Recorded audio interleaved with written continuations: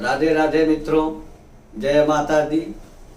मैं पंडित मार्कंडे दुबे अपने YouTube channel astro tip के माध्यम से आज वर्ष 2022 के प्रथम गुप्त नवरात्रि के ऊपर एपिसोड लेकर उपस्थित हूँ। गुप्त नवरात्रि क्या होती है, नवरात्रियाँ कितनी होती हैं, यह नवरात्रि किन कार्यों के लिए उचित होती है, शुभ मानी गई है, शेष नवरात्रियों में क्या किया जाता है, नवरात्रि में कलश स्थापन का शुभ मुहूर्त क्या है, इन तमाम चीज़ों की जानकारी इस एपिसोड के माध्यम से देनी है।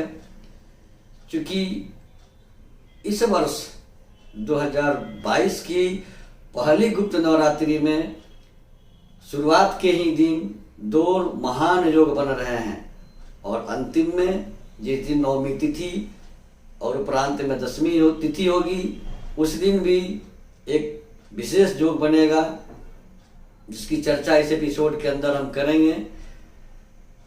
किंतु एपिसोड पर चर्चा शुरू करने से पहले आप सबों से मेरा एक छोटा सा निवेदन है, आग्रह है कि यदि अब तक आपने हमारे चैनल को सब्सक्राइब नहीं किया है अथवा आप पहली बार हमारे चैनल को देख रहे हैं तो सब्सक्राइब जरूर करें, नोटिफिकेशन बेल दबाना बिल्कुल ही ना भूलें, वीडियो लाइक करें और अधिक से अधिक लोगों को शेयर करें। तो मित्रों, गुप्त नवरात्रि तांत्रिक क्रियाओं के साधना के लिए, सिद्धि के लिए होती है। वर्ष में कुल 4 नवरात्रियां होती हैं। वो चाहे हिंदू वर्ष से देखा जाए अथवा ग्रेगोरियन कैलेंडर के हिसाब से देखा जाए, लेकिन वर्ष में 4 नवरात्रियां होती हैं, 2 प्रत्यक्ष और 2 गुप्त नवरात्रियां। प्रत्यक्ष नवरात्रियां हिंदू कैलेंडर के हिसाब से वर्ष के आरंभ में ही चैत्र मास शुक्ल पक्ष की प्रतिपदा से शुरू होती हैं, पहली, और दूसरी आश्विन मास के शुक्ल पक्ष की प्रतिपदा से। तो गुप्त नवरात्रियां माघ मास के शुक्ल पक्ष की प्रतिपदा से शुरू होती है, पहली, और दूसरी आषाढ़ मास के शुक्ल पक्ष की प्रतिपदा से शुरू होती है। साधना और सिद्धि के लिए गुप्त नवरात्रियां उपयुक्त होती हैं, शुभ होती हैं। अब माघ मास की जो गुप्त नवरात्रि होती है उसका प्रचलन, उसका महत्व उत्तर भारत में अधिक होता है और आषाढ़ मास की गुप्त नवरात्रि का प्रचलन और महत्व दक्षिण भारत में अधिक होता है। वर्ष 2022 की पहली गुप्त नवरात्रि 2 फरवरी 2022 बुधवार के दिन प्रतिपदा तिथि में, माघ मास शुक्ल पक्ष की प्रतिपदा तिथि में और धनिष्ठा नक्षत्र में शुरू हो रही है। समाप्ति 10 फरवरी 2022 गुरुवार को हो रही है।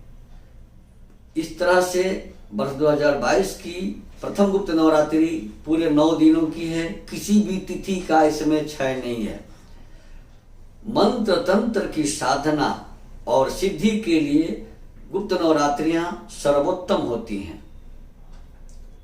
जितने साधक लोग हैं, तंत्र सिद्धि करने वाले लोग हैं, यंत्र बनाने वाले लोग हैं, मारण, मोहन, वशीकरण, स्तंभन, उच्चाटन आदि के लिए गुप्त नवरात्रि सर्वोत्तम समय लेकर आती है। इसमें मारण, मोहन, वशीकरण, स्तंभन, उच्चाटन आदि का कार्य सफल होता है, लेकिन इसकी साधना कठिन है। गुप्त नवरात्रि में गोपनीय रह करके पूजा पाठ किया जाता है। प्रत्यक्ष नवरात्रियों में माँ दुर्गा के 9 रूप शैलपुत्री, ब्रह्मचारिणी, चंद्रघंटा, कुष्मांडा, स्कंद माता, कात्यायनी, कालरात्रि, महागौरी और सिद्धिदात्री देवी की क्रमशः तिथिवार पूजा की जाती है। उसी तरह से गुप्त नवरात्रि में साधना और सिद्धि करने वाले लोग 10 महाविद्या की अष्ट सिद्धि वाली देवियों की पूजा करते हैं। ये देवियाँ तारा, त्रिपुर सुंदरी, भुवनेश्वरी, छिन्नमस्ता, काली, त्रिपुर भैरवी, धूमावती और बगलामुखी हैं। बगलामुखी देवी यानी 8 देवियों की 8 सिद्धियों की सिद्धि की जाती है।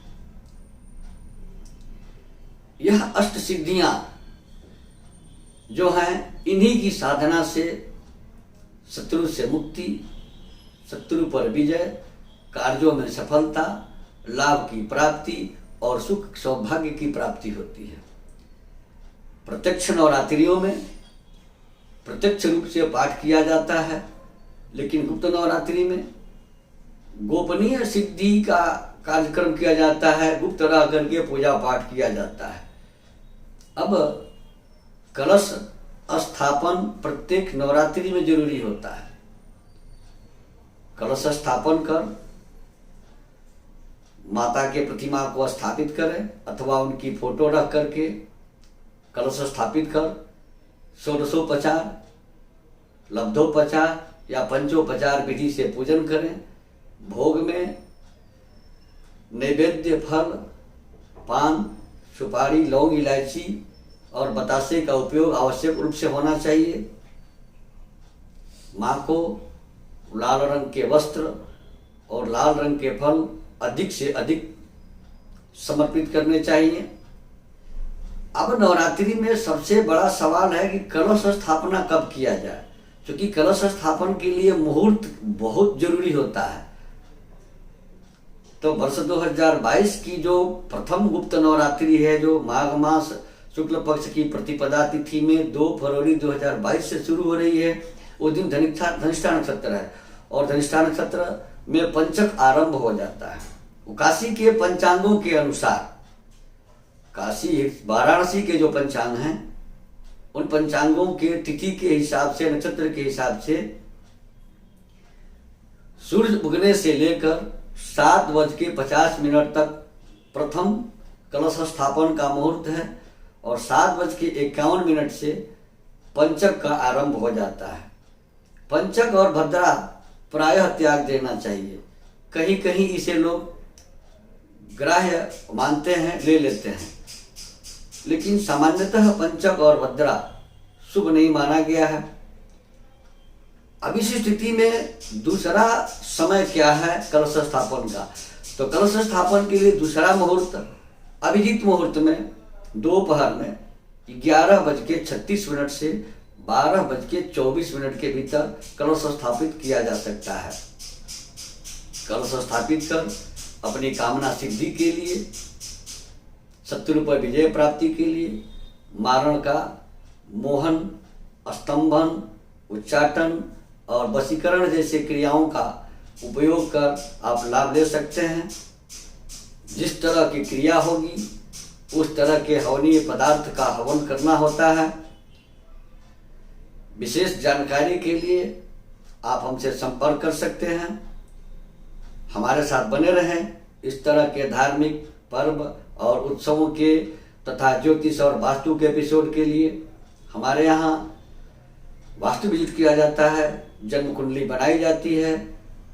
वाराणसी के विद्वानों के द्वारा बड़े से बड़े यज्ञ और अनुष्ठान आदि भी करवाए जाते हैं।